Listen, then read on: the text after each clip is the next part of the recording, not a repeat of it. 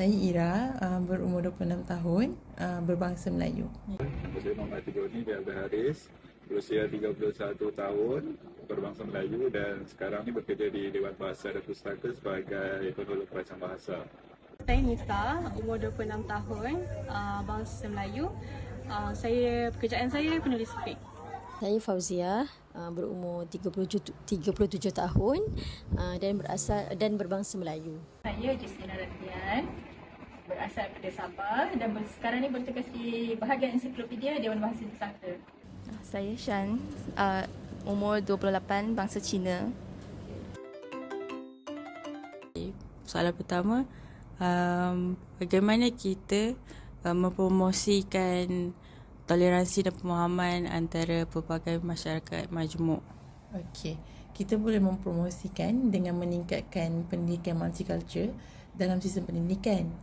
Selain tu, macam program dialog antara kumpulan juga pentinglah dalam memupuk untuk kita faham dan menghormati perbezaan antara budaya, agama dan tradisi. Okey, soalan kedua adalah apakah tujuan rukun negara? Okey, untuk memupuk perpaduan keharmonian dalam masyarakat majmuk. Contohnya prinsip rukun negara, macam kita sendiri tahu, kita ada 5 rukun negara dan prinsip-prinsip rukun negara tu bertujuan untuk mengukuhkan identiti kebangsaan, melindungi kebebasan dan hak asasi individu. Okey. Soalan terakhir, apakah kerajaan dan institusi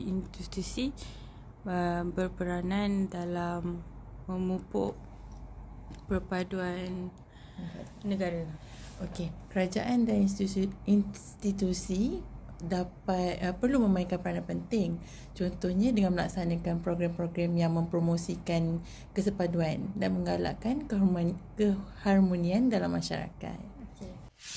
Soalan pertama, apakah perbezaan masyarakat majmuk dengan masyarakat homogen? Okay, pada pendapat saya lah kan, masyarakat majmuk ini dia merujuk kepada masyarakat yang terdiri pada kumpulan etnik yang berbeza dan juga mereka mengamalkan kebudayaan masing-masing dan tradisi masing-masing tanpa ada percampuran dengan bangsa-bangsa lain lah. Masyarakat homogen pula merujuk kepada satu kumpulan masyarakat yang mengamalkan kebudayaan yang lebih seragam dari segi kompensasi etnik, budaya dan agama. Soalan seterusnya, bagaimanakah kita mengamalkan rukun negara sebagai amalan harian kita? Ini boleh merujuk kepada konsep rukun negara yang pertama, iaitu kepercayaan kepada Tuhan yang dapat ditunjukkan dalam amalan seharian. Contohnya amalan keagamaan, masing-masing mengamalkan agama masing-masing tanpa perlu ada percampuran dari segi kepercayaan. Dan soalan terakhir, apakah kepentingan perpaduan negara?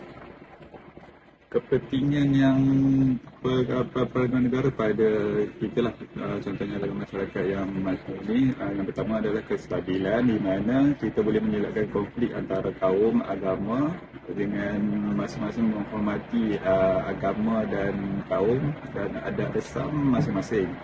Yang keduanya ialah dengan adanya kestabilan negara ini boleh mempercepatkan kemajuan ekonomi yang ada dalam negara kita.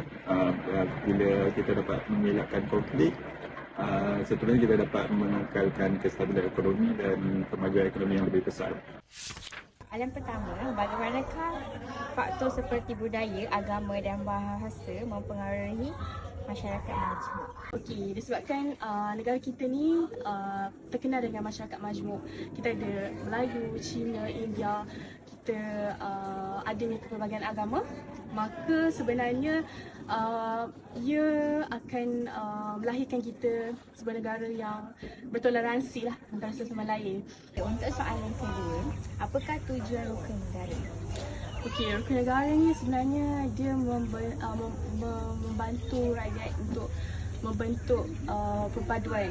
Soalan terakhir, bagaimanakah pendidikan dapat memainkan peranan dalam memupuk perpaduan negara? Okey, pendidikan ni pada saya sangat penting. Setiap daripada kita ni mesti kena ada pendidikan. Which mean pendidikan ni kita akan gunakan untuk kejayaan generasi yang akan datang. Diorang ni akan lebih mudah untuk terima pembangunan. Sekarang ni kita punya generasi macam ni, akan datang mesti lebih maju. So kalau tak ada pendidikan, semua tu tak akan tercapai. Soalan yang pertama, bagaimanakah kita boleh mempromosikan pemahaman dan toleransi antara pelbagai kumpulan dalam masyarakat majmuk? Kita boleh mempromosikan pemahaman dan toleransi dengan meningkatkan pendidikan multicultural dalam sistem pendidikan. Selain itu, program-program dialog antara pelbagai kumpulan juga penting untuk memupuk saling memahami dan menghormati perbezaan budaya, agama dan tradisi masing-masing. Soalan yang kedua pula, apakah tujuan rukun negara? Tujuan rukun negara adalah untuk memupuk perpaduan dan keharmonian dalam masyarakat majmuk. Seperti rukun negara Malaysia sendiri, yang pertama kepercayaan kepada Tuhan, kesetiaan kepada raja dan negara, keluhuran perlembagaan, kedaulatan undang-undang serta kesopanan dan kesusilaan. Prinsip-prinsip ini bertujuan untuk mengukuhkan identiti kebangsaan dan melindungi kebebasan serta hak asasi setiap individu. Soalan yang terakhir, bagaimanakah kerajaan dan institusi-institusi masyarakat dan dapat berperanan dalam memupuk perpaduan negara? Kerajaan dan institusi-institusi masyarakat memainkan peranan penting dalam memupuk perpaduan negara. Kerajaan boleh juga melaksanakan dasar-dasar yang mempromosikan kesepaduan dan menggalakkan keharmonian dalam masyarakat. Institusi-institusi masyarakat seperti organisasi bukan kerajaan, NGO dan kelab-kelab sosial juga boleh menganjurkan program-program yang melibatkan pelbagai kumpulan dalam masyarakat untuk mengeratkan hubungan antara mereka dan menggalakkan kerjasama serta toleransi. Untuk soalan pertama, apakah perbezaan masyarakat majmuk dengan masyarakat homogen? Okey, masyarakat majmuk cenderung mempunyai lebih banyak dalam pelbagaian kepercayaan, tradisi dan budaya yang boleh memberi cabaran dan peluang untuk pertukaran budaya yang lebih positif. Di sisi lain, masyarakat homogen cenderung mempunyai lebih sedikit perbezaan budaya dan mungkin lebih konsisten dalam nilai-nilai yang normal. Untuk soalan kedua, bagaimana rukun negara boleh diamalkan setiap hari? Kesetiaan kepada raja dan negara menumpukan sepenuhnya taat setia, jujur dan ikhlas kepada Seri Paduka Baginda yang Teragung serta kepada raja yang memerintah setiap negeri tanpa mengurangkan taat setia kepada Yang Teragung. Untuk soalan terakhir, apakah kepentingan memupuk perpaduan negara?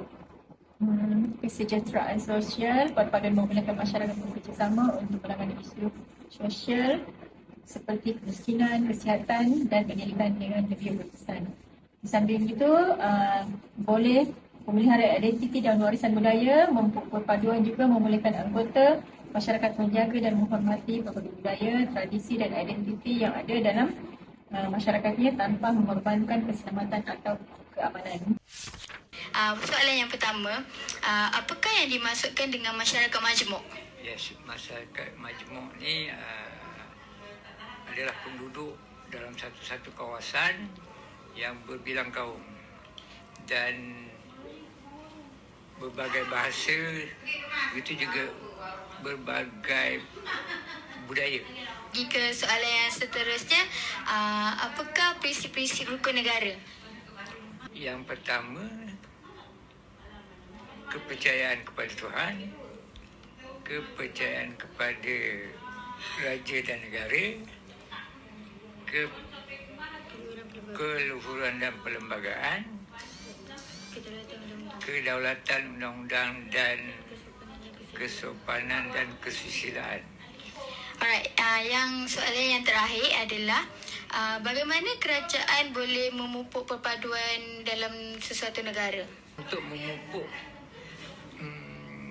semangat setia kawan antara kaum-kaum, kerajaan pun berperanan dan untuk menyatupadukan antara kaum-kaum. Soalan pertama ialah apa yang kita boleh buat untuk mempromosikan pemahaman dan toleransi antara masyarakat majmuk? Saya rasa kita boleh meningkatkan kesedaran masyarakat majmuk kita dalam sistem pendidikan kita. Yang kedua, apakah tujuan rukun negara? Tujuan rukun negara ialah untuk memupuk perpaduan dan harmonian kita, masyarakat majmuk kita. Soalan terakhir ialah apakah kerajaan dan institusi-institusi boleh berperanan dalam memupuk perpaduan dalam masyarakat majmuk? Kerajaan dengan badan boleh membentuklah badan khas untuk memantau isu-isu perpaduan dengan mengambil tindakan yang sesuai.